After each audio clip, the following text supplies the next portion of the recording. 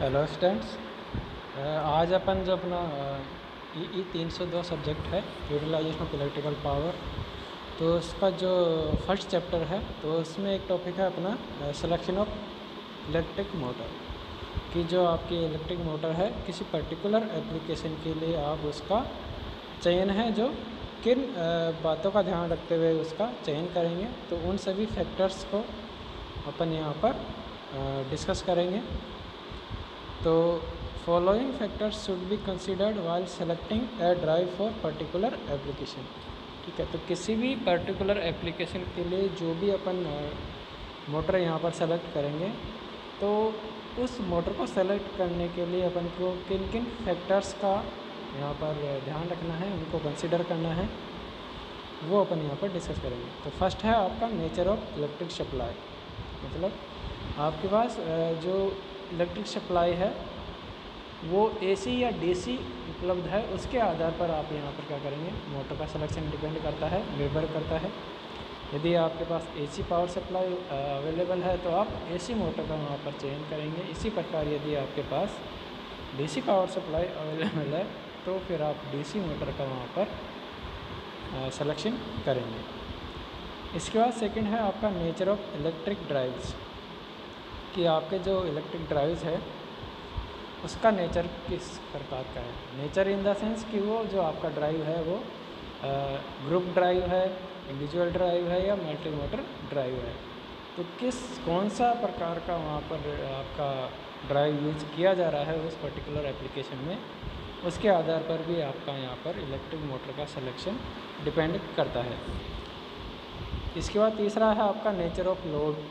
जो भी आपका लोड है उसकी क्या नेचर है, उस पर भी आपका यहाँ पर मोटर का सिलेक्शन डिपेंड करता है। इसके बाद फोर्थ है आपका इलेक्ट्रिक कैरेक्टरिस्टिक्स ऑफ मोटर।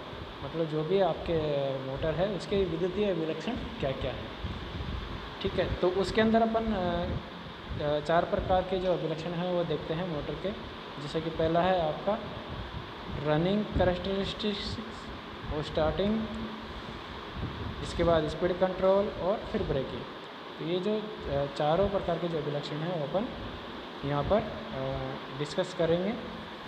इसके बाद आपके फिर आते हैं मैकेनिकल फीचर्स। मतलब जो आपकी मोटर है उसके मैकेनिकल फीचर्स क्या क्या हैं, तो उस फीचर्स पे भी आपका यहाँ पर मोटर का सिलेक्शन डिपेंड करता है। जैसे कि उसके अंदर अपन क्या क्या कंसिडर करेंगे, जो आपका टाइप ऑफ एनक्लोजर, जो भी आपका मोटर का जो बाहरी आवरण है, एनक्लोजर है उसका, वो किस प्रकार का है। टाइप ऑफ बियरिंग, उसमें किस प्रकार की बियरिंग का उस मोटर के कंस्ट्रक्शन में यूज़ किया गया है। ट्रांसमिशन ऑफ ड्राइव, वहाँ पर जो आपकी मैकेनिकल पावर एक पार्ट से दूसरे पार्ट्स में ट्रांसफ़र हो रही है, वो ट्रांसफ़र किस मेथड के थ्रू हो रही है। मशीन का नॉइज़ लेवल कितना है, उस पर भी आपका जो सिलेक्शन है मोटर का डिपेंड करता है। इसके बाद जो इंसुलेटिंग मटेरियल की जो भी आपकी मोटर है उसमें कौन सी क्लास का इंसुलेशन वहाँ पर यूज में लिया गया है, उसके ऊपर भी आपका जो मोटर है उसका सिलेक्शन डिपेंड करता है। इसके बाद सिक्स्थ जो फैक्टर है वो है size and rating of the motor. कि आपकी जो मोटर है उसकी साइज़ क्या है और किस रेटिंग का आपको मोटर वहाँ पर चाहिए, उसके अकॉर्डिंग फिर आप यहाँ पर मोटर का सिलेक्शन करते हैं। लास्ट जो फैक्टर है वो है आपका कॉस्ट।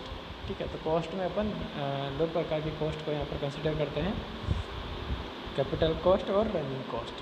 ठीक है, तो कैपिटल कॉस्ट में तो जो आपकी जो शुरुआती जो लागत है या अपन पूंजीगत लागत कह सकते हैं इसको, वो आती है। और रनिंग कॉस्ट में आपका जो भी मेंटेनेंस का कॉस्ट है, आपका जो भी उस पर्टिकुलर मोटर को रन करने के दौरान जो भी आपका वहाँ पर खर्चा हो रहा है, वो सभी आपका इसके अंदर रनिंग कॉस्ट के अंदर आएगा।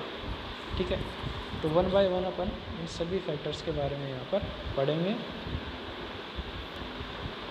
ठीक है, तो वन बाय वन करके अपन जितने भी फैक्टर्स हैं उन सभी फैक्टर्स को यहाँ पर अपन डिस्कस करेंगे। तो अपन फर्स्ट जो अपना फैक्टर है इसको अपन डिस्कस करते हैं, factors for selection of electric motor. तो फर्स्ट है आपका नेचर ऑफ इलेक्ट्रिक सप्लाई। ठीक है, तो आपके पास जो पावर सप्लाई है वो कौन सी पावर सप्लाई आपके पास अवेलेबल है, उपलब्ध है, उसके आधार पर आपका जो मोटर का सिलेक्शन है वो यहाँ पर डिपेंड करता है, निर्भर करता है। ठीक है, whether supply is available is AC single phase और 3 फेज और DC that is pure DC और rectified DC to be utilised for motor.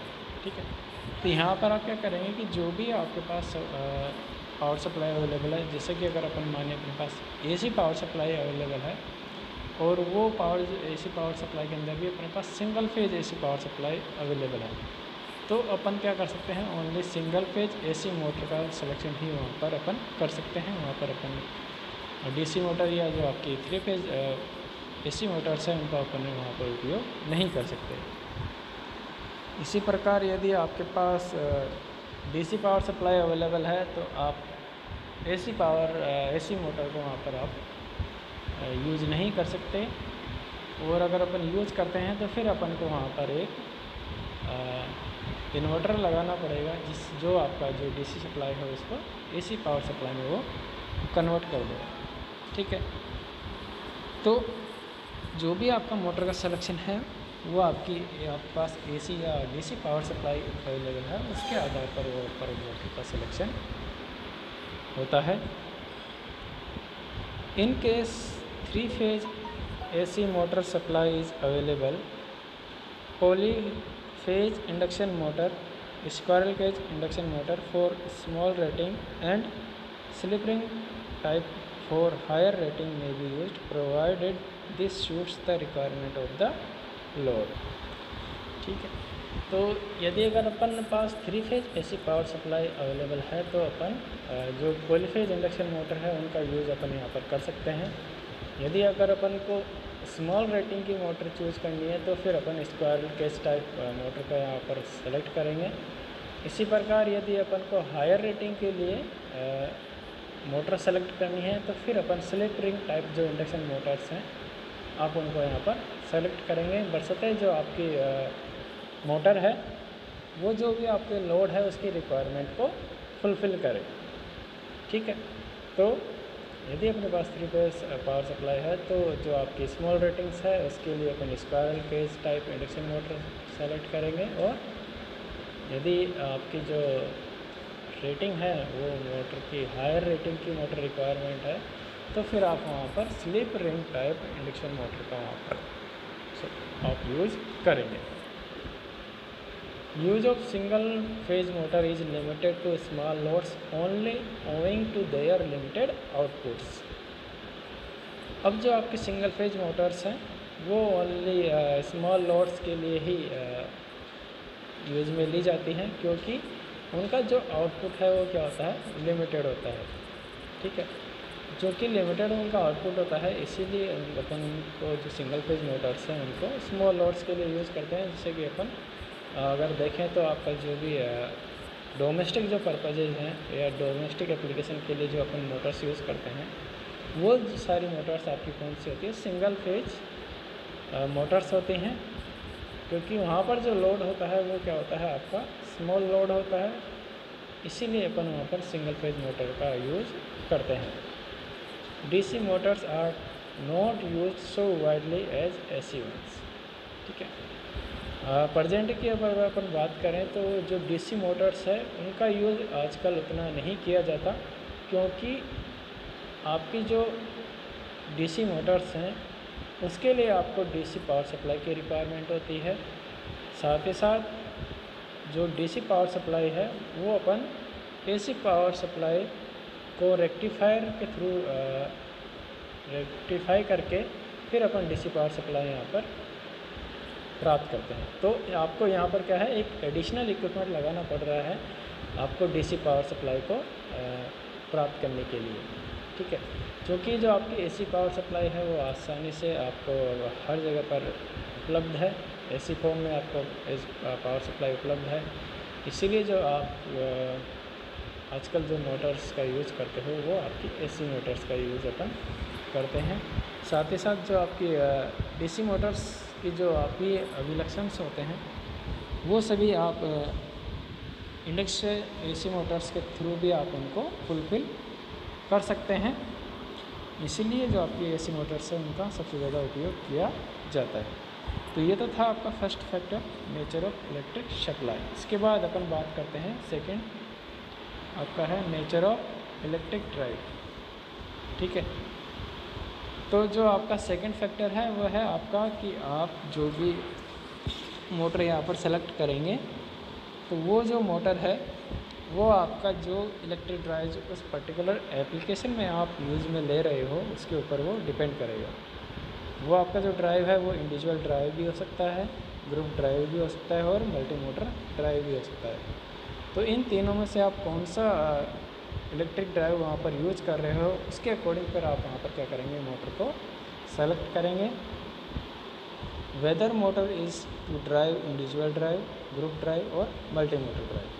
The use of individual and multi motor drive has enabled introduction of automation in production processes. मतलब यहाँ पर जो आप individual और जो मल्टी मोटर ड्राइव यूज करते हो तो उसके अंदर आप ऑटोमेशन प्रोसेस को वहाँ पर आप अप्लाई कर सकते हैं। ये आपका एक एडवांटेज होता है इसका इंडिविजुअल और मल्टी मोटर ड्राइव का यूज़ करने का। ठीक है, तो अगर आपसे कोई पूछे कि आप ऑटोमेशन जो प्रोसेस है वो आप कौन से ड्राइव के केस में आप वहाँ पर अप्लाई कर सकते हैं, तो आप कहेंगे कि इंडिविजुअल और मल्टी मोटर ड्राइव्स के अंदर। ठीक है, तो ये था अपना सेकंड फैक्टर जिसके ऊपर जो आपका मोटर का सिलेक्शन है वो डिपेंड करता है। इसके बाद थर्ड है आपका नेचर ऑफ लोड, कि आपका जो लोड है उसकी रिक्वायरमेंट क्या है, उसके अकॉर्डिंग फिर आप यहाँ पर मोटर का सिलेक्शन करेंगे। ठीक है, तो जो लोड है वो आपका उसकी जो रिक्वायरमेंट है हो सकता है वो उसको आपको स्टार्टिंग में हाई टॉर्क चाहिए हो। ठीक है, या उसकी रिक्वायरमेंट है कि आपका जो टॉर्क है वो स्पीड के साथ क्या रहे, कांस्टेंट रहे, नियत रहे, वो जो आपकी स्पीड में परिवर्तन के साथ वो चेंज नहीं हो। ठीक है, तो जो भी आपकी लोड की रिक्वायरमेंट है उसके अकॉर्डिंग फिर आप वहाँ पर मोटर का सिलेक्शन करेंगे। Whether the load requires light और हेवी स्टार्टिंग टॉर्क।